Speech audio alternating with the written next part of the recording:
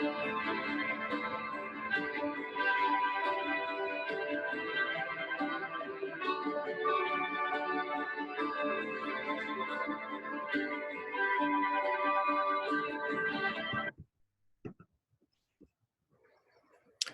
morning, everybody. Welcome to Connect Montana. This is Chris Hislop, the Executive Director from the Montana World Affairs Council. We're very happy to be presenting today's show with our partners, the Montana World Trade Center. This week is All Ireland Week. If you missed yesterday's talk from Robert O'Driscoll, the Consul General from Ireland based in San Francisco, you can find it on our Facebook feed and on our YouTube channel. Today, we're very pleased to have Dr. Jonathan Westrup with us. Dr. Westrup is a strategy consultant who works with a wide range of organizations and government agencies. He teaches at the Warwick Business School and the Irish Management Institute. Jonathan has a master's from Harvard Kennedy School and a doctorate from Boston University. Dr. Westrup, over to you. Well, thank you very much, Chris, and a great pleasure to be with you all here today. It's a sunny day here in Ireland, and we can't oversay that. So I want to, let me just show you my screen here. Everybody can see that. So really just want to give you a sense of some context, I suppose. I'm not an expert on Montana. Lived in I know Minnesota well, I know Massachusetts well, having lived in both places, but I suppose it's just to give you a sense of how a state the size of Ireland is broadly comparable in size and population and scale to Minnesota, how a state can change very dramatically over a lifetime. So I want to take you a little bit in terms of Ireland's journey. I'm showing you a picture there of JFK's visit to Ireland in 1963, about 5 months before he was assassinated. This was a seminal moment in Irish history for the first Catholic president coming home to Ireland, an extraordinarily kind of emotional connection. But Ireland at that point was a very poor country. You get a sense of looking at our sort of the farming environment that sort of typified the country at the time in that other picture there. And today we're a vibrant, extraordinarily successful economy. And I want to give you a sense of that journey because I think there's some interesting learnings for Montana and for other American states in terms of how we've gone about that. It's kind of personified, I suppose, by two of our leaders, Eamon de Valera on our left and Leo Varadkar, our current Prime Minister, or Taoiseach, on the right. De Valera is kind of the man who epitomized, I suppose, the evolution of Ireland. Born in New York, interestingly enough, to a Spanish father and an Irish mother, returned to Ireland when he was young, and then played a pivotal role, I suppose, in our independence movement from Britain. Was Prime Minister himself for about 18 years for different periods, and then became our head of state or president. He was an ardent Catholic. He was a man who had very particular views, I suppose, on the world and Ireland's place within it, in a very sort of traditional sense. Varadkar, by contrast, has become Taoiseach, only Prime Minister 3 years ago. His father was an Indian doctor who came to Ireland in the 1970s. His mother, an Irish nurse. He became our youngest ever Prime Minister and our first openly gay Prime Minister. So you can see that there's an extraordinary journey there, I think, that's sort of personified by those two people, those two really very kind of interesting leaders and their evolution. But I think you've got to get a sense of what Ireland has been like and what it is today. Pope John Paul II came to Ireland in 1979, so just over 40 years ago. At that point, Ireland, contraception was illegal, if you can believe that, not legalized in any form until 1980. Divorce, not until 1996. Abortion, only 2018. But what we were very proud of, that Ireland was one of the first country actually to vote in an open referendum for marriage equality.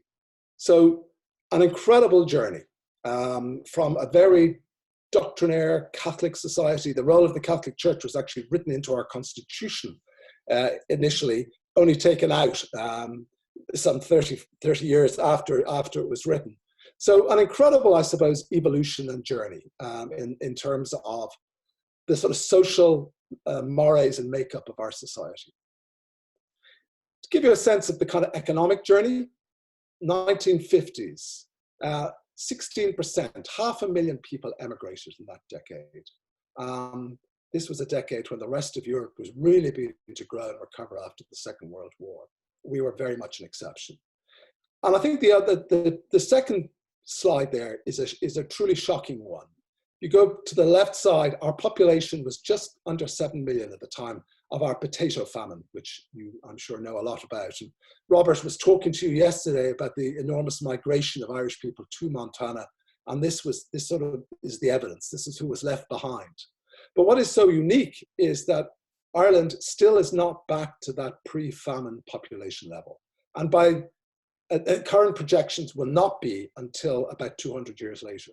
So this is, I think, gives you a sense of just how challenging the journey has been. And I suppose how radical the difference has been over the last 25 years. Three, I think, key decisions are really important to kind of understand this. First of all, 1973, we joined the European Union. So we joined with our European neighbors in a single economic area that had various treaty obligations. And this has a huge sort of psychological moment because it broke our kind of dependence on Britain as an economic partner. And I think that's proven to be pivotal. The second was the most destructive part of our recent history. And that was the ending, I suppose, of the formal conflict in Northern Ireland, which I'm sure you guys are all too aware of. But between 1971 and the mid-1990s, there was actually, it was not civil war, but there was a constant guerrilla movement where 3,000 people died. And this cast a tremendous pall over the entire island. And this was finally negotiated, a settlement in 1998 with this, what we call the Good Friday Agreement. And then in 1999, Ireland signed up to join the euro. So we gave up our own currency, which we'd had for some 20 odd years, and joined the single currency within broader Europe. So I think it showed our ambition. It has not proven without risk, but I think these were kind of three pivotal decisions in terms of kind of explaining how Ireland has evolved. And this is just to show you really, I suppose, how important that has been. Our economic destiny was very much linked to that of Britain up until the 90s. For very kind of clear historical reasons, we exported a lot of agricultural goods, a lot of primary products. We were always a country that considered we had very few, not like Montana, but we had very few natural resources. And then what changed? And I want to talk a little bit about that in the next couple of slides. But you can see then we had an extraordinary outperformance from the UK from about 1990 onwards. And then we had this, Robert mentioned yesterday, this economic crash then in 2008, 2009, when effectively our banking system failed. But I think what is so striking there is the level of economic recovery. And what is so striking is that economic recovery is relevant really up until the last 6 weeks. And now, like everybody else, we're in this whole new world. So I think that just gives you a sense of our kind of economic history and our economic evolution. A couple of key decisions that we've made. Ireland has moved to the top of a chart in terms of our commitment to getting people through third level education. And this has been an enormous change. And you can see by that chart, we're second only to the UK. And actually, when you include current students, we actually are considerably ahead of the UK. So we have, both a lot of graduates and then a high level of people participating in third level. And I think that's been proven to be absolutely critical in terms of what I'm going to talk about in a minute, how we attract big global businesses to come to Ireland. So we have a highly educated workforce. And of course, the other thing that we are particularly fortunate at is that we're English speaking, and now we're the only English speaking country within the European Union. Another kind of key policy decision was to cut our corporation tax. mentioned earlier, we had very few natural resources other than agriculture. And we realized that we had to start to export. So we used to put no corporation tax on our exports to try and encourage companies to come here. And eventually, as members of the European Union, we had to change that policy. But what we did decide was to have a very low level of tax on corporations. So both Irish corporations and global corporations. And those tax rates that are given there are really, you know, Ireland's is very firmly 12.5%. When you see a country like France at 34%, it's not really 34%. It's much, much lower than that because there are all sorts of derogations. But we set our stall out as a small country on the edge of Europe saying, okay, well, we've got to do our bit to make ourselves attractive to global business. And the second thing that we did, and I think this is relevant to Montana because I see you have a growing financial services sector. We made a very explicit decision to promote financial services in the late 1980s. People thought this was crazy, but it's actually proven to be very, very effective. We've got a financial services sector of well over 100,000 people, and you know, providing a whole range of different types of financial services activities. But again, as in Montana, these are relatively high-paid jobs, and they've proven to be really, really important in building up a kind of whole ecosystem around professional services expertise. So this is Ireland of today. We're a population of just under 5 million. You can see that, well, I think is really interesting. Actually, we had more immigration last year than emigration. So when you look at our history books, that is quite extraordinary. We have a very distinct challenge insofar as Dublin, like a lot of, I suppose, a lot of countries around the globe, our capital city has the preponderance of both our population and our financial activity. So that is a very distinct challenge for us in terms of how we deal with that. But I think that, and you know, we had up until literally 6 weeks ago, we had unemployment very similar to US levels, down around 4%. So, you know, really something that we had a very, very good economic story to tell. And what have we got today? Well, we've got a lot of the big global companies in Ireland, and they use Ireland as their center for what they call EMEA, European, Middle East, and African in terms of geography. So we have Apple, Facebook, Google, and you can see that we have 9 of the top 10 technology companies in Ireland. We've got a big pharmaceutical sector. So that's kind of good news for us just in terms of the current challenges post-COVID. But we've also got a couple of very successful Irish indigenous companies. We've got Europe's largest airline, Ryanair, which is a little bit like the Southwest model. And then we've also got a business called Kerry. That's not Kerrygold the butter, but that is an Irish product that we're very proud of. But Kerry actually makes ingredients and nutritional products for companies like Starbucks, for instance. They help Starbucks get their calorie count to less than 500 calories per serving, which is, I suppose, a useful objective. So that kind of gives you a sense of that. So today, Ireland is a country that I think, you know, is a modern, global, confident player on the world stage. I think, as Robert described yesterday, we're very full members of the European Union, despite Britain's decision to leave. And that's causing us distinct challenges, but they're challenges that I think we feel are very manageable. So we're very, very kind of confident and comfortable about that. We have very specific challenges. COVID-19, again, has hit us. Thank goodness not as it has other France or Spain, Italy, and the UK, our European neighbours who've been particularly hard hit. It's very much in a sort of control phase here, but, you know, huge impact on our economy in the short term. So we've got to really make sense of all of that.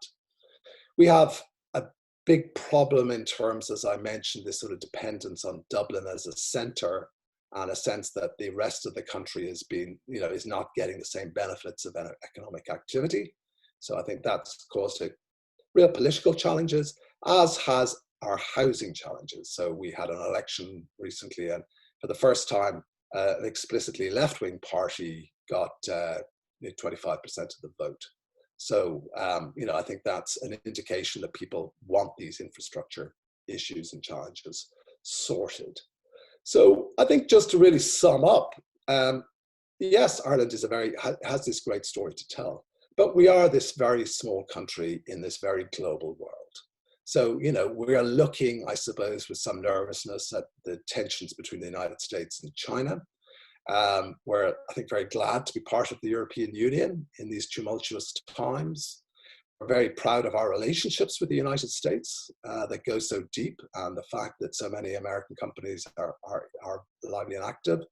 We're also very proud to have so many American tourists come to Ireland. Sadly, we'll not see very many of you this year, but we'd like to reassure you that you'll all be very welcome again shortly.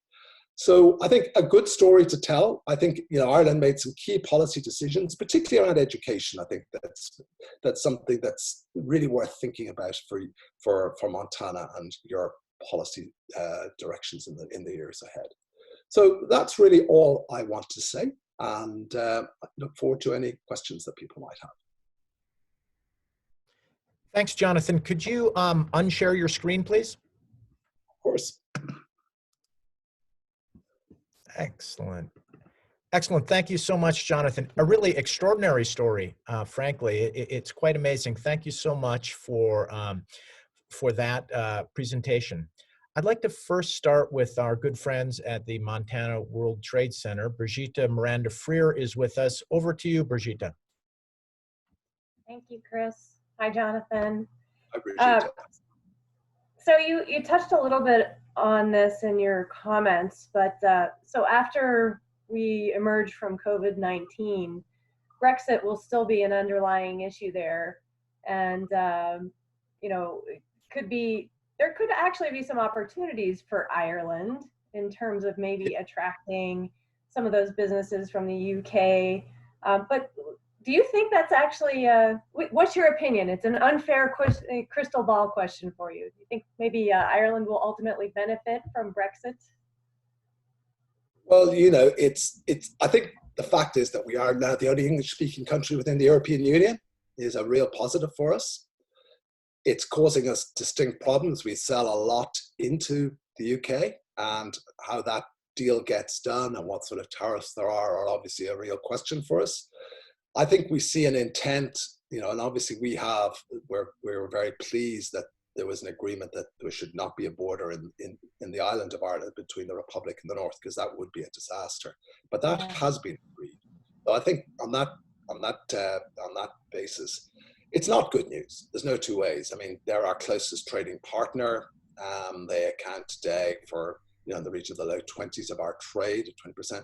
But, you know, we have very deep trading and, you know, links with the UK. So a UK that's less outward looking is not good news for Ireland. There's no two ways about it. But in the short term, yes, we've seen some financial services firms move here. And I think certainly when we pitch for global investment, we're making a big play in the fact that we're the only English-speaking country inside the European Union today. Jonathan, we're getting a number of questions on the chat line. One was exactly that, about the double whammy of Brexit and COVID-19. But I think you just answered that the question was, will this double whammy knock Ireland out, or will we get up off the canvas? Any final thought on that question, Jonathan? Well, I think because we've got two very vibrant global sectors. We've got a technology sector that really has not been impacted by COVID at all. And we've got a pharmaceutical sector, which has to be very much part of the solution. So I think you know, certainly the International Monetary Fund came out with their forecasts about 10 days ago, and they were saying, look, Ireland is in a better place than the rest of our European neighbours. But, you know, like everyone, we are very hard hit in the immediate term, because suddenly you can't just turn off you know, a big part of our economic engine and not expect a very significant impact. So I think the forecasts at the moment are that we'll have double-digit unemployment in the third, fourth quarter. But, you know, like everybody else, you know, there's a lot of, Donald Rumsfeld talked about unknown unknowns. There's a lot of unknown unknowns about all of that. But I think we can feel that we're certainly not going to be knocked down onto the canvas. I think we'll be getting up. And the good news about being a country of this size, you can be agile. Again, a bit like a US state, you can get things done in a way that big countries sometimes struggle to do. Thanks, Jonathan. Not every day you can quote Donald Rumsfeld, but that one seemed to be very fitting. Another participant just added a comment: Ireland always gets up off the canvas. Here's a question from another participant. Why was Ireland hit harder than the UK during the 2008 recession, and what contributed to its faster recovery? Very good question. Well, we had an enormous failure of our banking system during that period. Our banks were able to access finance directly from, because we were members of the Euro, through the Euro financial markets, and they lent a lot of money, particularly into property. And 2008, the property market collapsed and our banks basically collapsed. So they had to be bailed out by the state at great cost to us all. So that's why we were hardest hit. But our recovery, I think, has been really because, again, we have this young, educated workforce. So we've been a very attractive place for global businesses to come. I think where Ireland is also, again, probably like Montana, quite an entrepreneurial culture. So, people have been setting up businesses. So the economy has been incredibly vibrant up until the last few weeks. And then obviously the world has changed. Jonathan, another question. Do you see the day when Northern Ireland will ever be part of the Republic of Ireland? I think we'll see a federal solution to that. So I don't think we'll see it as Northern Ireland joining the Republic of Ireland. I think we'll see a new constitutional arrangement over the next 15 to 20 years. And I think that's a result of Brexit as much as anything else, because Brexit means there's a reasonable likelihood that Scotland will look for independence over the next few years. And if that happens, then Northern Ireland is left in a rather kind of isolated position as it's currently constituted. So I think Northern Ireland will have its own parliament still, but I think the relationship will become considerably closer over time. Jonathan, you said a few things in your presentation that really resonate here in Montana. For example, you talked about immigration and immigration. You talked about employment and you talked about housing. All of those things are really key issues here in Montana for Montanans. It's very common, we often talk about how do we increase employment, how do we improve housing opportunities with a certain view to keep young people here in the state, working in, say, the emergent software sector. Can you talk a little bit about, maybe more explicitly how Ireland has also been looking at these questions of employment for Irish people coming out of university and housing and how that relates to maintaining talent? Yeah, very relevant questions. I think the big issue has been in terms of building up the capability of our universities and colleges, third level colleges. So we have been able to say to global technology companies, we have young talent who you will want to hire. And so we'll, for instance, say out of the two universities in Cork, there's 3,000 people every year, graduates coming out in terms of who've got technological skills. So we see that companies like VMware and other, Apple, etc., say, okay, that's the sort of talent that we're looking for. It makes sense for us to have a facility down there, a international software development or whatever. So I think it's been able to show that we have the educational talent. And then, of course, yeah, people do go away. I think that's the issue that we've always had. And people still leave, 23-year-olds still look to go to London or go to, New York or wherever. But the opportunities for them then to come back when they're maybe 30, 32, changing and that there are interesting opportunities for them to come back to. So I think that's, and obviously, housing then is a huge issue for people, isn't it? And that's something that we haven't got right. We've been very, very slow to build enough houses over the last 5 years. So we've, people really feel that sort of 35 and under feel very much cut out of that property market as an opportunity. So that's something now that we're really, really having to challenge with, that we're really, really having to build a lot to ensure that people have that opportunity. But I think the critical thing is education.